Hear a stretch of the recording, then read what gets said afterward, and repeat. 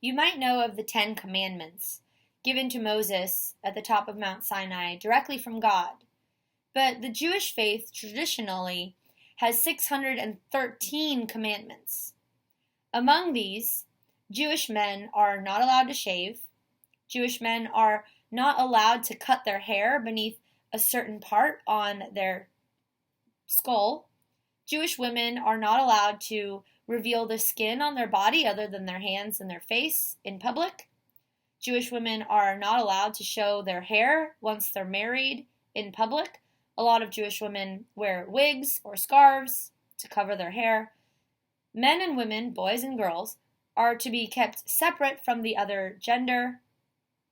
They are to keep strict diet called kosher. They're not allowed to, for example, eat cheese and meat and milk in the same meal. There's a lot of different codes and commandments. Well, wherever the Jews are, this means that they eat together. They stay married within their own religious practices. They don't become friends with and can't spend a lot of time with people who are not of that faith because their practices are so particular. Well, this causes commotion when there's a Jewish community living in a small French community because they're segregated from the French. They're not assimilated. They don't adapt or adopt the culture where they're living. Historically speaking, Jewish people had been treated differently, but also kicked out of entire nations at one point or another. There was a lot of hostility against the Jews in Europe going back to the year 1182, when all Jews were forced to leave France. In the 1700s, some people doubled down on their Jewish faith.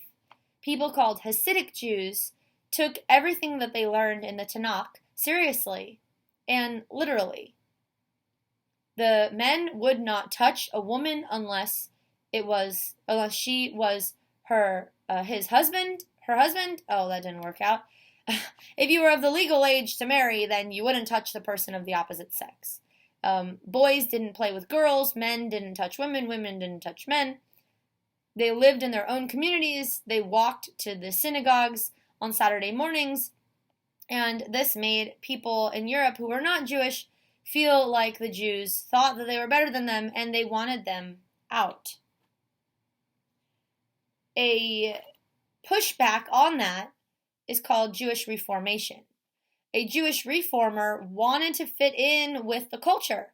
So they abandoned speaking Yiddish and they start speaking, let's say, German. They abandoned the strict diet rules so that they could go eat some food with a French person that they're friends with. They abandoned the dress codes, the haircutting codes, the hair shaving codes, and they modernized themselves. They want to adopt and adapt to the culture around them. Well, this wasn't taken very lightly. Then we get the Orthodox response to the Reformers. And the Orthodox say that the Reform is not good and is blasphemous, and that they shouldn't do it. They should remain modest, keep their kosher, keep their commandments, including all of the rules about dress and shaving and your hair and what you're allowed to do and who you're allowed to do it with. And in response to that, there was another movement called the Conservative Jewish Movement that was something like a middle ground between the more extreme Hasidic way of being Jewish and the less extreme way of being Jewish, the Reformers. And so what might be considered the traditional Jewish way now is just called conservative Jew. Well, the Hasidic Jews, the Reform Jews, the Orthodox Jews, and the conservative Jews were all treated as different than the other people in the communities throughout Europe. Not just different than, but worse than. They were still being persecuted. They were still being treated as unequal. And so we had another movement. The Zionism is the belief that Jews should go to Palestine, which they believe is their promised land. The problem with that is that once the Jews start going there, starting in 1897, it causes a lot of turmoil with the Christians and the Muslims who had been living in Palestine together in peace. And so we start seeing conflict between the Jews and the Christians and the Muslims that still lasts today. About 30 years later, Adolf Hitler is voted by a democratic party process into government in Germany. And at that time, Germany starts conquests and taking over nearby countries, or like in the case of Austria, the Austrian people vote to have Germany also be their ruler.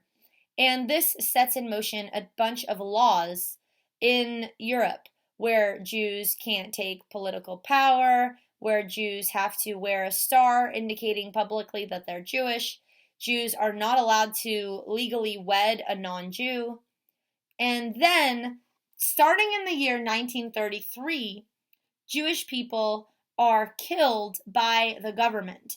And if you look up the Holocaust, you'll see that it comes after 1933, but that date is probably because they're thinking concentration camps, where the government literally set up buildings and started throwing Jewish people into fires or gassing them to death at an alarming rate compared to what they were doing before, which is just to go into the villages and shoot the Jews.